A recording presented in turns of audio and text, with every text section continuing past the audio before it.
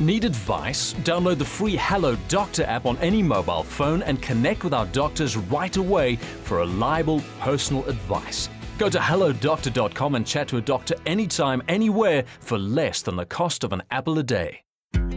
In 1977, the USA released nutritional guidelines telling people to eat more carbohydrates and less dairy and fat.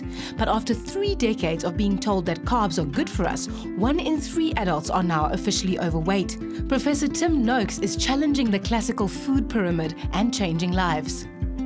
Many find the idea completely foreign that you can eat so much fat and lose weight. And the reality is because they come from the model that calories in and calories out determines your body weight. And that's completely erroneous. What determines your body weight is the level of hunger. And if you can't regulate your hunger, you cannot regulate your body weight. What fat does, and the removal of carbohydrate from the diet, it re-establishes the normal brain controls that give you the perfect weight because they take away hunger. It's a little unfortunate for 2 reasons that this has been called the Tim Noakes diet, because first, it's not a diet, it's an eating plan for life.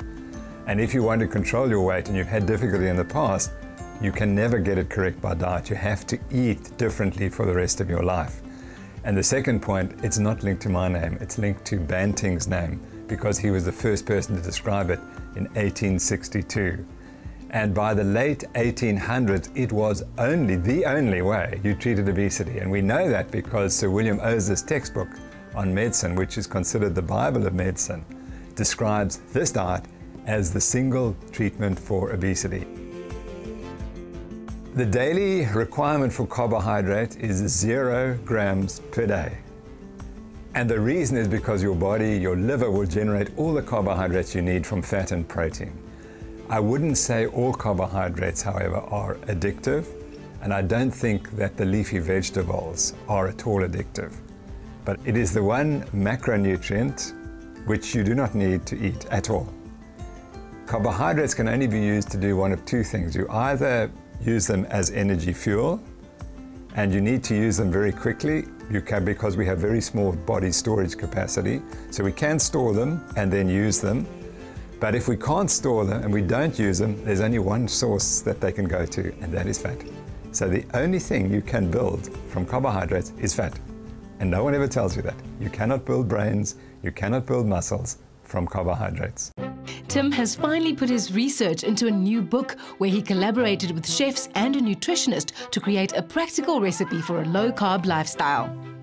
This new book was the idea of Jono Proudfoot, the chef, and he drove it completely. And it is a recipe book. And I wrote the science because I had the option finally to put down the basic truths about nutrition and look at the science behind the eating change that occurred in 1977, and to show the general public that there's no science behind this new dietary guidelines where we reduce the fat in our diets and increase the carbohydrates, and particularly cereals and grains. It was pure speculation. It had no science behind it. So I embraced the book because it gave me this opportunity to produce a definitive statement on why the dietary guidelines from 1977 are completely unscientific. So what's on the menu if bread and pasta are off? A low-carb diet is full of vegetables, good proteins, and you don't have to worry too much about fats. There's a growing acceptance of this eating plan globally. And the reason is very simple, that it works. And people will no longer listen and be told dictatorially what to do. If they go on the internet, they will see thousands, hundreds of thousands of examples of people who benefited hugely from this diet. And so they will try it. The problem is that at a higher level, governments make a lot of money making people sick by selling bad foods.